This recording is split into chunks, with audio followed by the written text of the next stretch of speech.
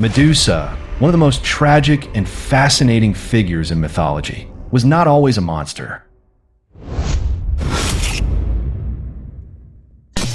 Once, she was a mortal woman of extraordinary beauty, famous for her radiant hair, so dazzling that many compared it to strands of gold. Her allure was so powerful it drew the attention of men and even gods. Among them was Neptune, the mighty god of the sea.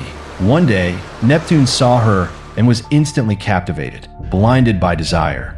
He pursued her into the temple of the goddess Minerva, a sacred place dedicated to purity and wisdom. There, in that consecrated space, he assaulted her. The violation did not go unnoticed. Minerva, the goddess of the temple, was deeply outraged by the desecration of her sanctuary. Yet instead of punishing Neptune, she chose to direct her wrath at Medusa. As a mark of her divine fury, Minerva transformed the young woman into a monstrous creature. Her hair, once a source of pride and beauty, turned into living, hissing serpents. Her face, once gentle, became terrifying, and her eyes, once enchanting, gained the power to petrify. Anyone who met her gaze was turned to stone. Not only did Medusa's body change, but so did her destiny. From victim, she became a symbol of terror.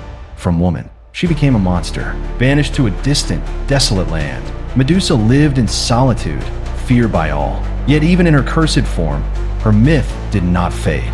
Her legend reached the ears of Perseus, son of Zeus and the mortal Danae. The young hero was given an impossible task: to bring back the Gorgon's head as a trophy.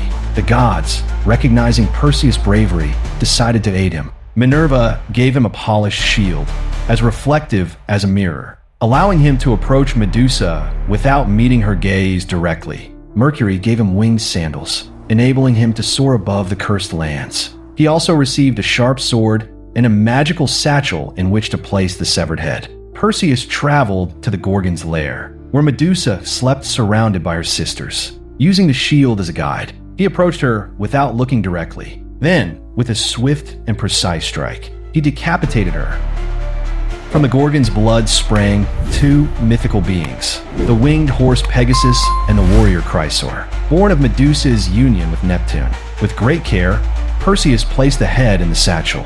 On his return journey, he used the Gorgon's petrifying power against those who stood in his way. Among his heroic feats was the rescue of Princess Andromeda, condemned to be sacrificed to a sea monster. Perseus saved her by turning the creature to stone with Medusa's head. Once his mission was complete, Perseus offered the head to Minerva. The goddess mounted it on her shield, the Aegis, making the terror of that face eternal. Thus, even in death, Medusa lived on as a symbol of war and divine protection. Medusa, the woman turned into a monster, remains one of mythology's most complex figures, both victim and executioner, shattered beauty and absolute power, an eternal symbol of the gods' punishment and their terrible indifference. If this story moved you, leave a like and subscribe to the channel to discover more myths that still speak to us of power, injustice, and fate. Let us know in the comments what struck you the most about the legend of Medusa.